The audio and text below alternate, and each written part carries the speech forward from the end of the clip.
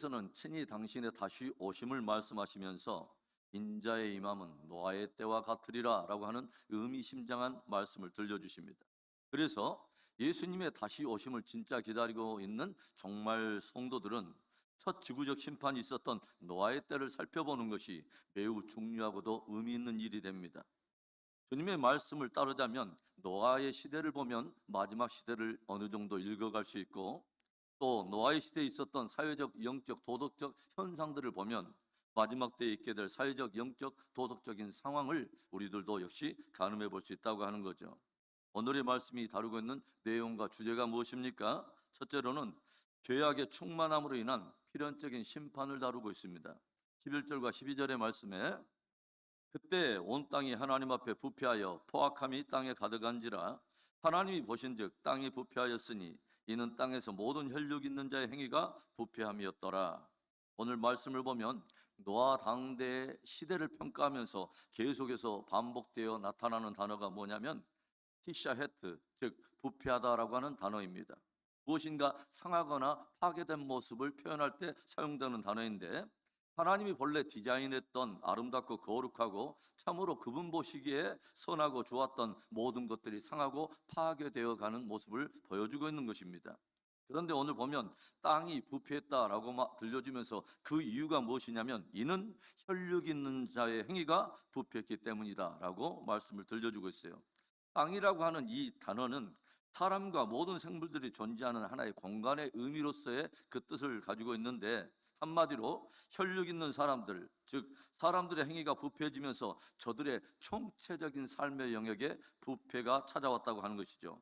또 여기에 포악함이라고 하는 단어가 등장하는데, 포악함은 탐욕으로 인해서 상대방을 힘으로 제압하여 강제적으로 빼앗아 버리는 것을 의미하는데, 사람마다 다 자기 욕심과 탐욕에 사로잡혀서 남에게서 빼앗고 상하게 하고 죽이는 일들이 세상 가운데 만연해졌다고 하는 것입니다.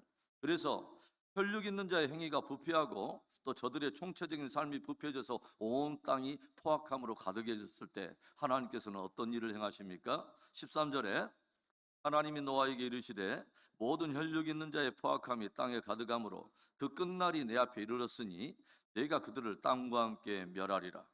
마침내 하나님은 온 땅이 돌이킬 수 없을 정도로 심히 부패해지고 포악해진 것을 보고서 내가 그들을 땅과 함께 멸하리라. 마침내 심판을 결정하십니다. 우리들이 오늘의 말씀을 통해서 깨닫게 되는 아주 중요한 경종이 무엇입니까? 죄악이 만연해지고 충만해질 때 반드시 하나님의 심판이 찾아온다고 하는 것입니다. 죄악의 충만함은 필연적인 심판을 부른다는 거예요. 죄악이 점점 깊어지고 심판의 징조들이 역사 속에 풀어지고 있는 이때에 복음의 은혜를 아는 자로서 죄를 버리고 의에 속하고 악을 버리고 선을 행하는 지혜로운 저와 여러분의 삶과 신앙 되기를 축원합니다.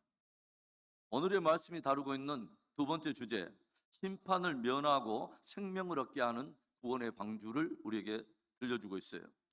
죄악이 만연해지고 사람들의 포악함이 온 땅에 가득함을 보신 그 하나님께서 마침내 심판을 선포하시는데, 심판만 선포하신 것이 아니라 심판과 함께 들려주신 말씀이 있죠. 심판을 면하고 생명을 얻는 구원의 길도 역시 들려주십니다. 14절에 너는 거페르나무로 너를 위하여 방주를 만들되 그 안에 칸들을 막고 역청을 그 안팎에 칠하라. 더 이상 돌이킬 수 없는 수준의 그 부패함을 보고서 심판을 결정하신 하나님께서는 노아에게 너를 위하여 방주를 만들라 명령하세요. 누구를 위해서요? 너를 위해서. 너를 위해서. 모든 만물의 주인 되신 하나님께서 만물 위에 임하게 되는 심판을 선포하실 때 또한 그 심판을 면하고 생명 없는 구원의 길을 복음으로 들려주시고 구원의 방주를 지으라라고 들려주신 것입니다. 여러분, 구원의 바로 그 방주는 오시게 될 바로 예수 그리스도를 상징하고 있는 것입니다. 첫 지구적 심판에서 구원 얻는 유일한 길이 방주였던 것처럼 모든 인생들에게 임한 심판에서 하나님께서 선포하신 유일한 구원의 길, 유일한 구원의 방주가 예수 그리스도이십니다. 그래서 성경은 선포하면서 계속 도전하고 있어요.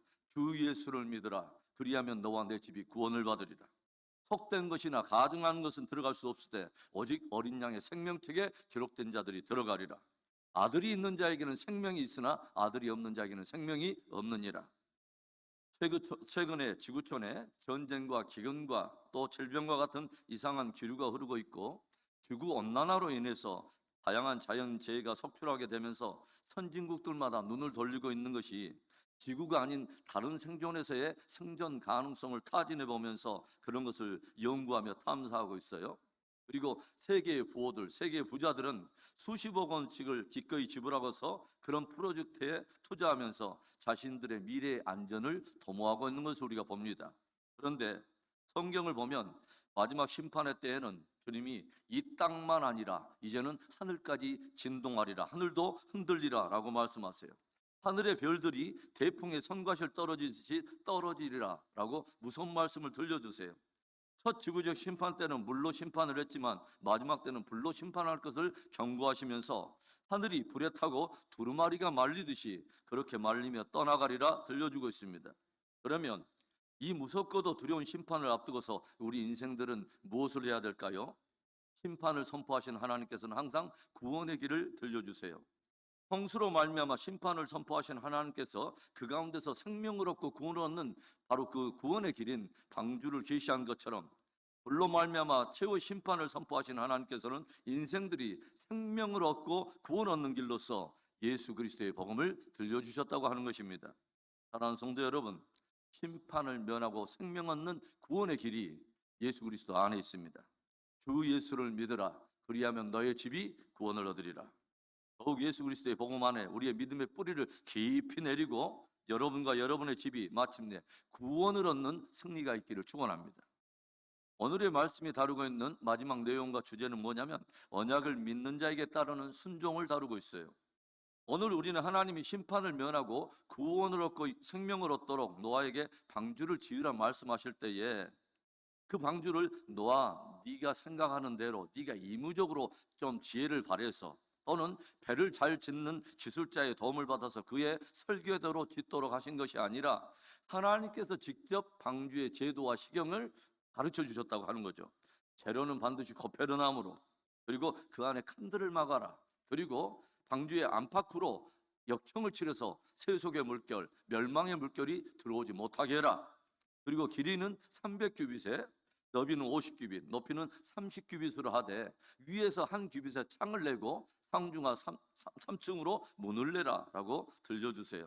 그리고 방주가 완성이 되면 혈육 있는 생물들을 암수로 한 삭씩 들여서 저들의 생명을 보존하고 먹을 양식을 저축해 돼서 방주 안에 있는 모든 자들의 양식이 되게 하라고 아주 섬세하게 주님께서 제도와 식양과 길들을 가르쳐 주세요.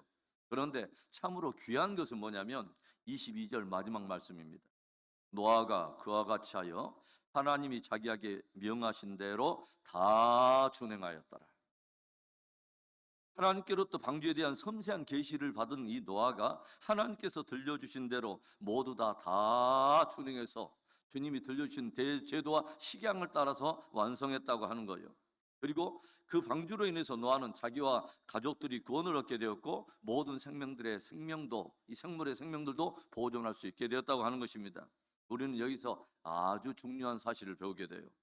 하나님께로부터 심판을 면하고 생명을 얻는 방주에 대한 계시를 들었는데 중요한 것은 노아가 하나님의 말씀을 진짜 참으로 믿었기 까닭에 그 참으로 믿은 믿음이 무엇을 낳느냐면 순종을 낳아서 순종하여 실제로 노아도 방주를 지어서 제도와 식양을 따라서 완성했다고 하는 거죠.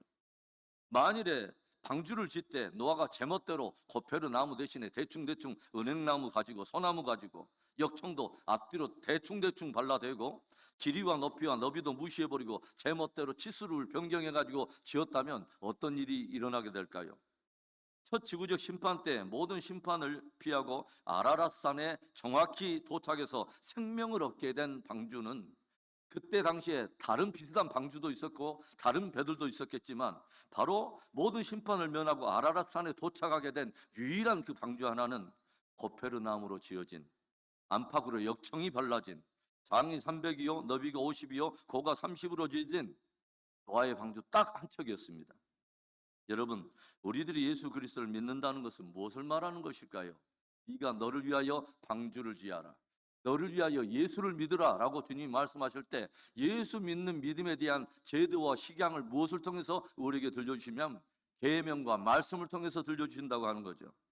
그래서 막연한 우리의 신앙이 막연한 어떤 관념의 놀이가 아니라 내 멋대로 내 의무대로 하는 것이 아니라 주님이 들려주신 계명과 말씀을 따라 믿음의 집, 믿음의 방주를 세워야 한다고 하는 것입니다.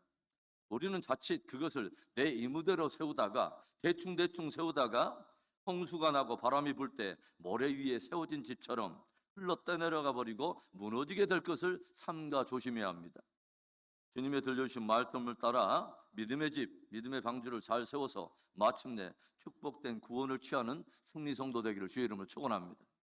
사랑하는 성도 여러분, 하나님께서는 계속해서 성경을 통해서 죄악에 따르는 심판을 경고하십니다. 그러나 하나님 동시에 생명 얻는 구원의 길도 들려주세요. 너를 위하여 방주를 만들라. 너를 위하여 예수를 믿으라. 주님이 들려주신 계명과 말씀을 따라 믿음의 집을 바르게 세우고 믿음의 방주를 잘 세워서 심판을 벗어나 구원을 이루는 복된 저와 여러분의 승리 신앙 되기를 다시 한번 주의 이름으로 축원합니다.